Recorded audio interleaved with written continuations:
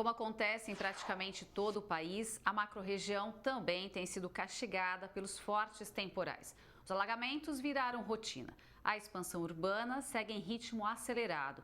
Resta saber se é possível corrigir falhas de planejamento do passado para evitar situações como essas de agora. Agregando valor às comunidades, integrando a macro-região, formando opinião, na esquina da Torre, em São Carlos, o engenheiro civil José Eduardo de Assis e em Franca, o advogado José Antônio Martos. Eduardo, nós estamos vendo, acompanhando o Brasil todo está de olho na tragédia que aconteceu no litoral norte, mas o senhor mesmo está numa cidade onde aconteceu uma tragédia muito semelhante, né? Nós tivemos apenas uma perda, que já é muito grave, mas o que nós podemos dizer é que aos poucos nós estamos vendo uma escalada na gravidade dos problemas com infraestrutura, com drenagem, os problemas em que a chuva é a protagonista, mas mais do que a chuva, a incompetência das nossas gestões, não é isso mesmo? Felipe, veja bem, o grau de chuva que nós estamos tendo no momento, exceto esse período que tivemos aqui, que o deus Zeus ficou bravo e jogou uma quantidade fora do normal de chuva aqui no litoral norte de São Paulo e algumas outras regiões, naturalmente, a chuva não ficou maior, mas a água está ficando retida, que antes ficava parada em gramados, em jardins, hoje, pelo aumento de construções, as ruas ficam mais impermeabilizadas, os terrenos também, e isso acaba indo parar nos rios e, às vezes, a vazão dos rios não é suficiente, acaba extravasando o leito natural do rio e gerando os desastres que a gente tem visto. Não diria que é problema de uma única administração, mas de um conceito que hoje precisamos ir alterando.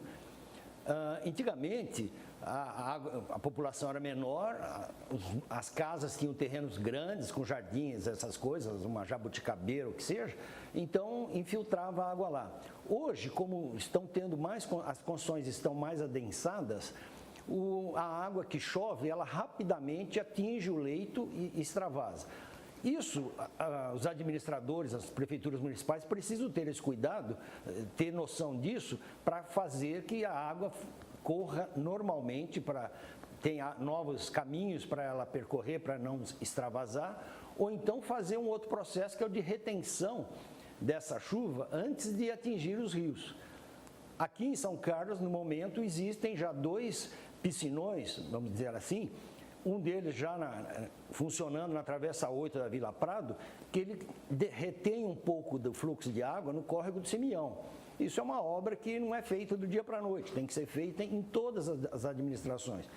Tem um outro também piscinão ali do CDHU, ali perto do Cedrinho, onde é a fábrica da Faber e o SESI, que também está quase concluído, que também entrando em funcionamento vai aliviar um pouco a água no centro da cidade. Mas esse processo é um processo que tem que estar sempre fazendo. É verdade que as administrações, não que sejam relapsas, mas ela vai preferir fazer um asfalto novo, que todo mundo reclama que tem um buraco na rua e fura o pneu deles, do que fazer coisas que às vezes o cidadão não percebe e não traz votos, coisa parecida.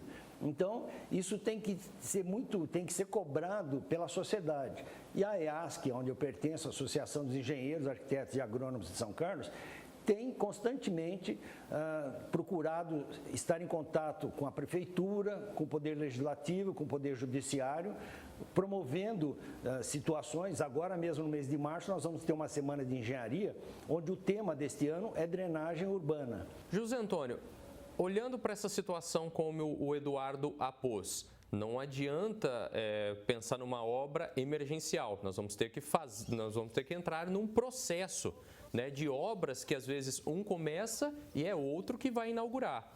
O governo de São Paulo, o atual governante, acabou de assumir uma cadeira que ficou ocupada por muitos anos pelo mesmo partido, não é? E de largada ele já tem esse grande desafio.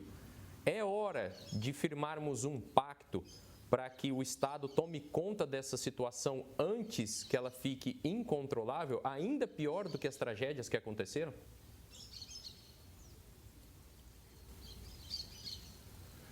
Boa tarde, Felipe. Boa tarde a todos e todas telespectadores da Clube. Realmente é triste e lamentável a gente deparar com a situação que nós deparamos atualmente, né? Essas tragédias que, via de regra, são tragédias anunciadas. O que tem acontecido no nosso país aqui, constata-se que é pura falta de planejamento, mesmo porque, embora as chuvas dos últimos tempos aqui tenham sido um pouco além daquilo que poderia se prever, mas, na verdade, um pouco dessas tragédias poderiam ter sido evitadas. No caso específico aqui da nossa cidade, Franca tem uma particularidade porque ela é conhecida como Terra das Três Colinas. E, consequentemente, em Três Colinas, onde na colina central se localiza a região central e depois nas duas outras colinas situam os bairros da cidade, formam dois vales. Consequentemente, a gente tem em cada um desses vales um curso d'água. Esses dois córregos, né, que passam pela cidade, que cortam uma grande parte da cidade em termos de distância, eles se encontram no final, formando um só córrego. E, evidentemente, que isso, nessa época de chuva, traz um grande transtorno aqui para a nossa comunidade. No caso nosso, específico aqui da nossa cidade, observa-se o seguinte: olha, a gente teve lá atrás, por volta do ano de 1966, segundo os estudos que a gente viu, já haviam pessoas preocupadas com a questão do planejamento urbano, já haviam pessoas preocupadas aqui com a ocupação dos espaços urbanos.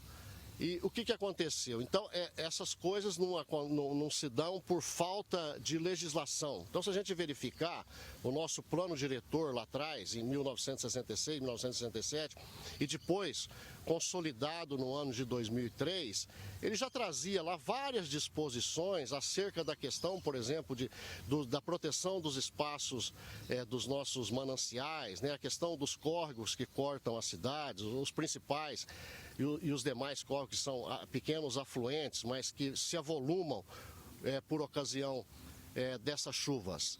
E, na verdade, aquilo que o colega havia dito aí, hoje houve uma impermeabilização muito grande do espaço das construções. Não se obedece mais aquele limite que existia na lei anteriormente, que era em torno de 70% e deveria deixar 30% de área que seria área permeável para evitar exatamente esse tipo de coisa.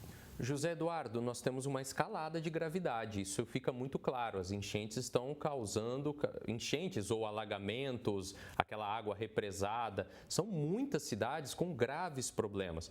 Daqui a pouco a gente pode começar a ver nessas nossas cidades aqui da macro-região, mesmo estando longe de lugares de risco como regiões serranas, mas ainda assim nós podemos ver grandes tragédias com grandes centros ruindo, levando estruturas embora? Sim, isso pode acontecer. Mas veja, os jornais de ontem, eu estive lendo, na região lá do litoral norte de São Paulo, 12 mil famílias estavam morando nesses locais que desmoronaram. E eram 12 mil famílias em ocupações ilegais. Então, isso é um problema social que ocorreu, não foi mérito de loteamentos regulares e nem que estava sujeito à aprovação das regras do plano diretor, seja aqui de São Carlos ou de Franca, como o colega falou, das demais cidades que têm o plano diretor. Então, o que acontece é que, às vezes, as administrações fazem vista grossa para essas ocupações e daí, quando vem a tragédia, não acha o pai da criança, certo? Então, algumas coisas também podem ser feitas em termos de legislação. Aqui na cidade de São Carlos, o IPTU que se cobra, antigamente você reflete o seguinte: se você tiver uma casa de 100 metros num terreno de 200 metros, você paga uma faixa de IPTU. Se você tiver essa mesma casa de 100 metros num terreno de 1.000 metros, como eram os terrenos das nossas avós, que a gente ia lá, tinha umas árvores e tal, a gente brincava. Se você tiver esse terreno, essa casa é de 100 metros, um terreno de 1.000 metros, o seu IPTU vai ser maior que o do vizinho, não apenas porque o seu terreno ficou maior. Ele passa a ser adotado um índice maior sobre o valor venal do terreno. Quer dizer, que isso é uma falha da lei que existe há muitos anos e que precisa ser resolvida. Não é culpa da administração. Isso daí são os legisladores que precisam refazer ou verificar isso para ver se é assim mesmo que querem ou não.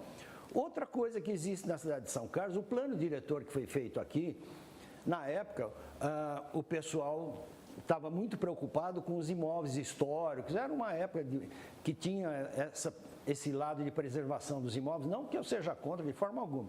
Então, muitos imóveis aqui em São Carlos passaram a ter um viés de histórico.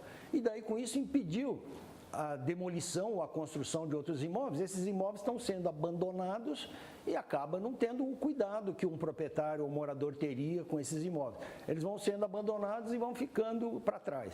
Doutor José Antônio, a questão é, Franca, São Carlos, Araraquara, Morro Agudo, Jaboticabal, Batatais, Ribeirão Preto, todas vão precisar de obras.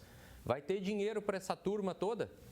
Então, Felipe, essa é uma questão crucial, porque veja bem, essas obras de infraestrutura demandam valores que são elevados, né? Então, evidentemente que precisa buscar soluções e precisa buscar fontes de financiamento para que elas aconteçam. Agora, como muito bem colocado pelo colega, isso não se resolve em uma gestão, não se resolve em 2 gestões, mas isso se resolve a partir de um planejamento prévio. No nosso caso aqui, por exemplo, algumas coisas já foram minimizadas no tocante aos efeitos daquilo que pode acontecer nessa época, porque a gente tinha aqui um drama terrível, que era por ocasião dessas enchentes, carros eram arrastados com pessoas dentro e tivemos aqui muitos casos de morte. Isso não acontece mais, porque ao longo dos córregos foram colocados defensas metálicas de tal maneira que se alguém for surpreendido, e via de regra é isso que acontece, de repente você está em uma das avenidas marginais e é surpreendido por uma enchente, isso não tem acontecido mais por conta dessas proteções. E há cerca de uns 10 anos também houve um afundamento da calha desses 2 rios e um alargamento onde eles se encontram, que de certa forma minimizou. Agora, são obras caríssimas, são obras que o poder público, apenas com os recursos que tem do município, é difícil de enfrentar. Então tem que buscar recursos e financiamentos aí em outros lugares, no governo estadual, no governo federal e até mesmo recursos internacionais com financiamentos aí que é possível de se conseguir. E tudo passa por um planejamento, né? No caso de Franca específico, a gente tinha lá atrás uma legislação que dificultava o surgimento de prédios com número grande de andares, né? Optou-se lá na frente, lá atrás, por uma legislação onde existiam prédios menores. O que aconteceu com isso? Na verdade, a cidade cresceu horizontalmente e não verticalmente. Hoje a legislação mudou, né? A cidade tem recebido aí um número grande de empreendimentos e construções de maneira diferente. Integraram a macro-região no Jornal da Clube deste sábado, na esquina da Torre, em São Carlos, o engenheiro civil José Eduardo de Assis. E em Franca, o advogado José Antônio Martos. Aos dois, o nosso muito obrigado.